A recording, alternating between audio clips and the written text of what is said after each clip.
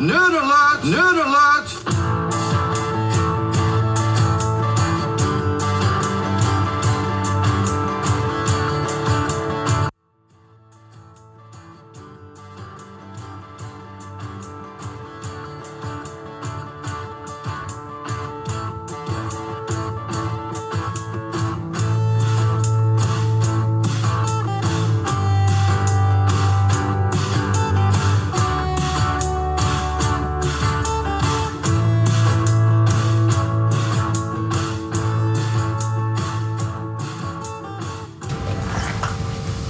Thanks for listening to Nerd Alert. Our guests are here today because they are a very special kind of student here at ASMS, incoming students. So this theme of this podcast is the incoming student podcast. So they have worked up the courage to come into the studio today, and we're very excited to talk to them. So you could, I'll introduce myself. I'm Mrs. Fry. I'm the librarian and research coordinator, and my co-host is Dr. Hoyle. Hello. And what are your names? I'm Katie Lee. Okay. And I'm Alyssa Langhammer. Where do you guys come from? I'm from Coleman, Alabama. Okay, so a little ways away. Yes, sir. I'm from Midland City, but nobody knows where that's at, so I just say Dothan. Okay. Well, I was talking to Katie a little bit before, and she asked if it was okay to share something on the podcast, and I said it was actually appropriate. So I just was going to talk to you guys about why you chose to come here to ASMS to make the 5-hour journey, and you said, actually, you did not choose. So tell us a little bit more about that. Yeah, so actually I got the letter, invitation in the mail, and I showed it to my dad as a joke, and then he actually wanted me to do it, and then they signed me up, and I got in, and they forced me to come here. But now that I'm here, Did they dangle a car in front of you, or any kind of money or anything like that? No. They just said you're going. Yeah. Okay, that's not the normal route, but That would have been a good idea, though, but I think you missed your chance because, spoiler alert, she likes it now. Yeah, I do. So what was the transition like? This is a very unusual story, and you have my full attention. It was very upsetting. I really didn't want to move like 5.5 hours away because I'm really I don't know. I hardly ever leave the house. I'm either at school or I'm at home. And so moving 5.5 hours away was like a big deal for me. Well, you must have a decent roommate. Yeah, we met at orientation and then we decided that we wanted to room together. So Okay, well, this is a first for me because usually when we talk through the admissions process, we tell students, you got to want to be here. You got to want to make it your own. You have to have skin in the game in that way, and it's intrinsic motivation, not extrinsic. And so there was no talking my parents out of me coming here. Okay. So now that you're here, what are some of your favorite things about ASMS? What's making you glad that you made the decision was made for you to come here? I really like that the teachers genuinely care about us learning and succeeding, and that's really helped a lot. Awesome. And we also have Mrs. Frey-Aldenhoven is here, and because she leads an orientation class for all of our new students. So she helped me pick out some kids that had she identified in class that had some interesting things to say about ASMS. So she's here also to ask us any other questions. What made you choose these kids? Was there something you wanted to share about them in particular?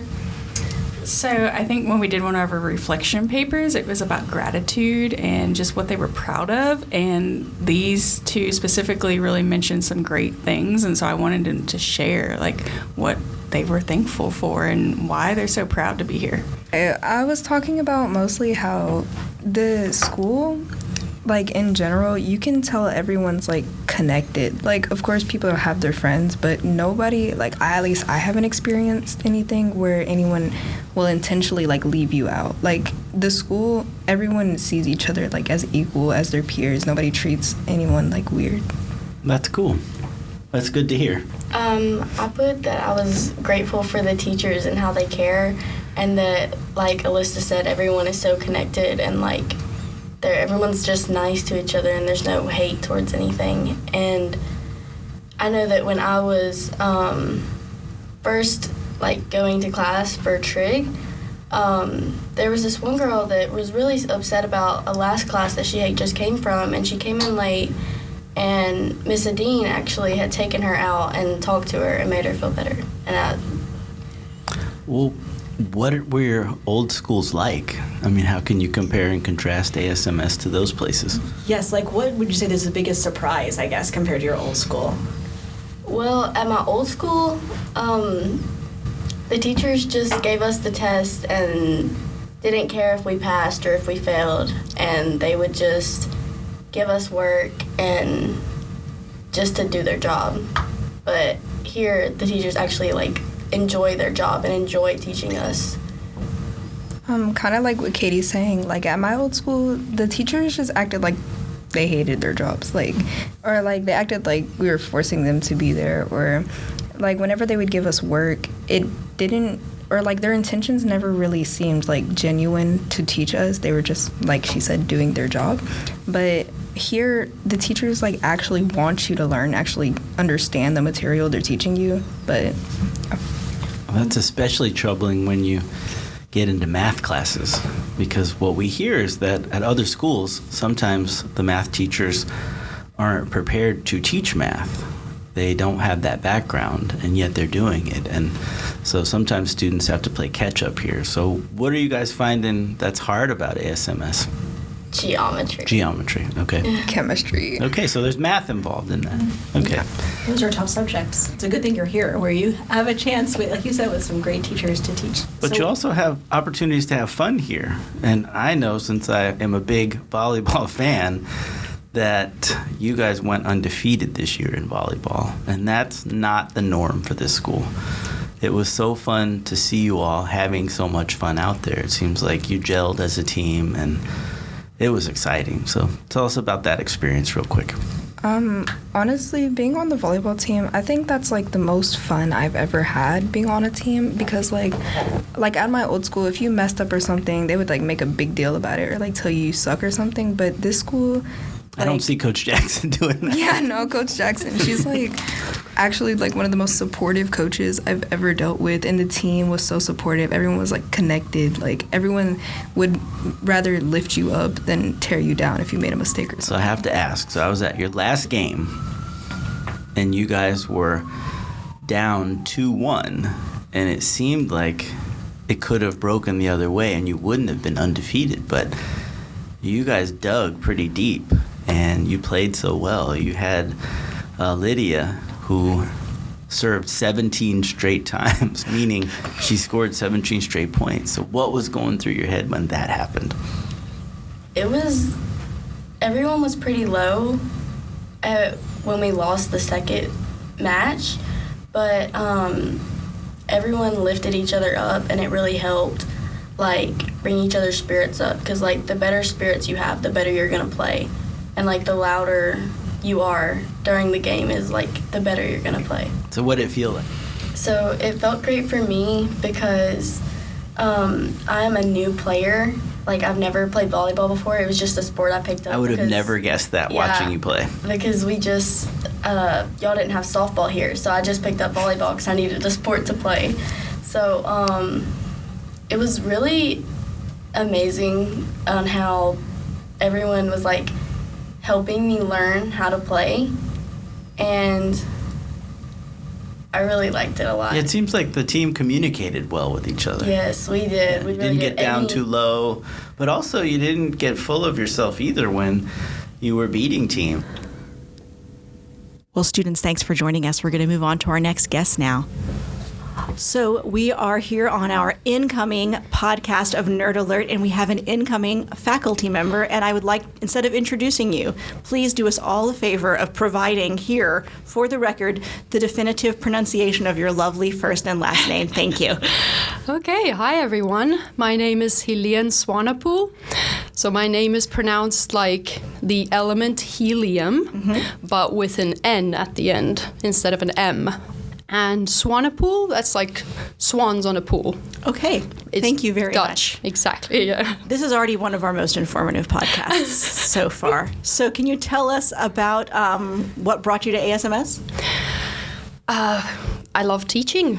I originally came to America, was lucky enough to come on a track scholarship, fell in love with research, and I've been in the Mobile area, heard amazing things about ASMS, and yeah, wanted to come check it out. Fantastic. So let me also introduce, we also have in the studio Dr. John Hoyle, our president, and a student, Patrick Graham. So guys, just jump in with any questions you have anytime.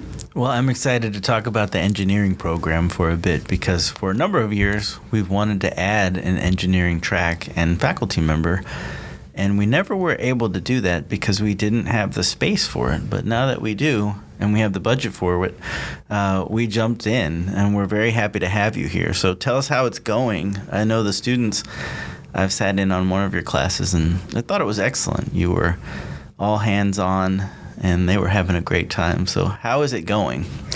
I think it's going well. Like you said, it's a very hands-on class.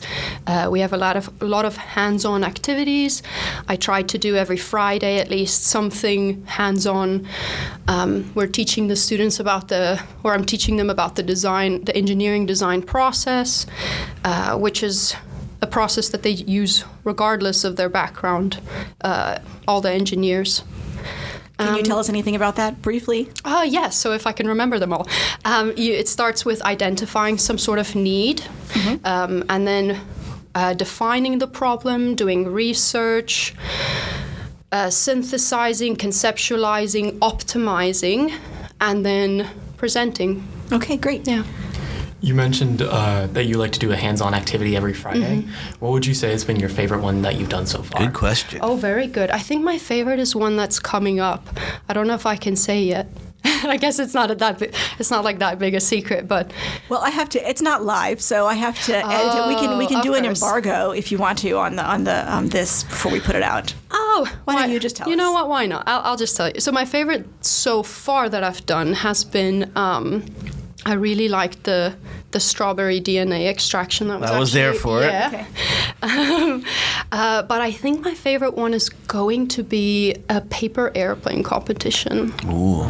Yeah, there may or may not be a Starbucks gift card involved. Ooh. Maybe I'll head that way. Yeah, you could try out. Yeah. It's going to be a long beat And in Patrick, that portion of the podcast. Patrick Graham here is actually going to be working on some lesson plans with a research project that he's doing with the University of South Alabama. So that's why we exchanged excited faces when you said a paper airplane project. Yeah, So- one of the lesson plans I had suggested was where students will make paper airplanes and then measure like the distance they've traveled and like airtime, et cetera, et cetera. Brilliant. Wow, we've made a connection here, haven't we? This is our best podcast ever. So since we're talking about hands-on learning and things like that, another reason we invited Patrick into the studio today is to talk to us a little bit more about some less hands-on activities. Yeah, that so people do. one day in class when we were waiting for students to come in, Asia and I teach a film class here, we asked students how tempted they were to rely on AI to fulfill assignments, knowing that the administration at the school understands that this is the way of the future, but at the same time, students have to be able to show knowledge and comprehension. And so I was very impressed with the answer that he gave in class, just shooting the breeze that day.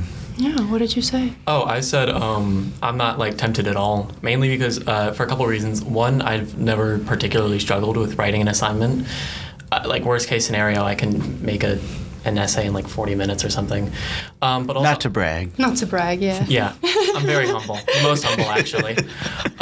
But more importantly, it's just I have a very distinctive way of speaking, and I don't think an AI could accurately replicate that enough for a teacher who has heard me speak for at least one class period to not immediately pick up on. Yeah. And that's my main concern about using AI on an assignment, really.